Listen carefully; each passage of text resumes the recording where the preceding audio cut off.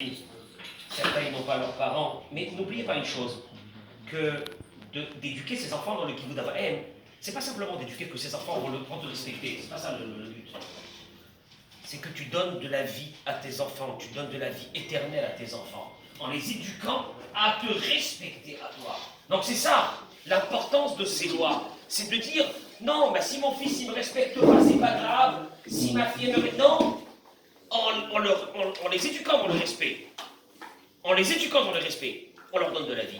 Et là, il ramène ici, la Gemara, il y a beaucoup d'histoires, mais la Gemara de Masechet Kiddushin, à moi, le Rabbi Tarfon, regardez comment la Gemara rapporte chaque histoire. On raconte sur Rabbi Tarfon que chaque fois que sa mère... Rabbi Tarfon était un gadolano. Rabbi Tarfon était le Rosh Yeshiva. Je ne sais pas si vous vous rendez compte. Et pourtant, chaque fois que sa maman voulait monter sur le lit, c'était des lits qui étaient assez hauts, lui, Rabbi Tarfon, se courbait afin qu'elle monte sur son dos, comme un escalier, pour arriver au lit. Je ne sais pas si on s'imagine.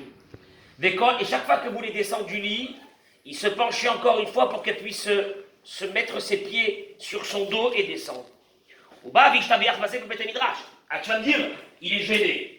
Bon, c'est un grand monsieur qui fait ça à l'intérieur de sa maison avec sa maman, mais il ne faut pas que ça se sache. Et il venait au Beth Midrash, il racontait à tout le monde. Vous savez pas ce que je fais avec ma mère, c'est extraordinaire quoi? Eh ben, je me mets par terre à quatre pattes et elle met son pied sur moi.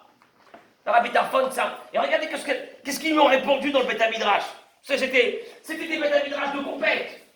Amourlo, ils lui ont dit, Adain lo igata lechatzi kibbutz Avraham. Oh, non, ne sois pas trop fier, tu n'es même pas arrivé à la moitié de ce qu'on demande dans la Torah sur le kibbutz Avraham. Oh là là. Klum zarka arnaki befanicha layam v'lechram. Alors, il a dû leur demander, et qu'est-ce que ça veut dire le top. C'est quoi le top? Tu entends? C'est quoi le top du kibbutz Avraham? Je sais pas, d'aller leur faire les courses, non, pas du tout. Le top du kibbutz Avraham. Donc, dit, est-ce que par hasard, tu es déjà arrivé à un cas, si tu n'es pas arrivé à ce cas-là, tu ne vas pas dire que tu as fait le kibbutz Avraham. C'est quoi le cas? Que ta mère, elle t'a pris ton portefeuille. Regarde un peu l'histoire, comment la Gemara la ramène. Ta mère, elle t'a pris ton portefeuille, rempli d'argent, et comme ça, elle s'est fait un kiff. Elle a pris le portefeuille, et elle a jeté dans le fleuve. Ah, c'est abusé, cela. C'est abusé. Et que, avec ça, tu as dit à ta maman, merci maman.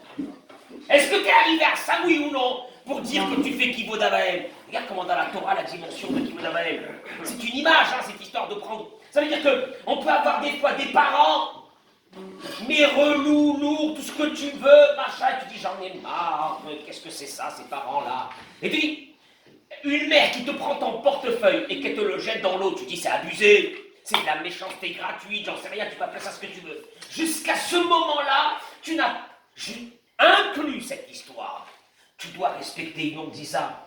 Rav Yosef Kacher Ayashom Yakol Sa'adeimo. Alors tu vois, donc Rabbi Tarfon, ils lui ont dit Rabbi Tarfon, ne fais pas trop le fier, que tu te mets à quatre pattes pour ta mère, elle te monte dessus. Parce que c'est pas encore ça, ça veut dire qu'il y a des degrés. Le degré, c'est que même quand ta mère, elle est un peu embêtante, ou ton père, et ils sont là au téléphone, et machin, et ci et là, et tu dis j'en ai marre, la vérité peut s'attendre toujours sur moi.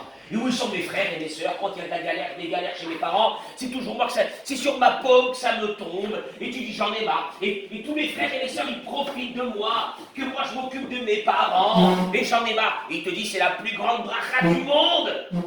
Mais au contraire, saisis-la, prends-la, parce qu'elle va t'amener quelque chose d'extraordinaire dans ta vie et dans celle de tes enfants. Et j'ai l'habitude de le dire, ne cherchez pas des bénédictions chez des rabbins. C'est sympa, mais c'est bon, ça vaut ce que ça vaut. Allez demander la bracha à vos parents. Faites leur plaisir à vos parents. Et la bénédiction de vos parents, à travers la satisfaction qu'ils auront eue de ce que tu as fait pour eux. C'est ta plus grande bénédiction, tu n'as besoin de personne. Tu n'as pas besoin de rien, tu n'as pas besoin d'aller je sais pas où. Tu n'as pas besoin de mettre des fils rouges. Tu n'as pas besoin de mettre des poissons à la maison. Tu n'as pas besoin. Tu as tes parents. Tu as la bracha de ton père, de ta mère. Et je peux rajouter la cerise sur le gâteau de ta belle-mère et de ton beau-père. Faites attention à ça, voilà.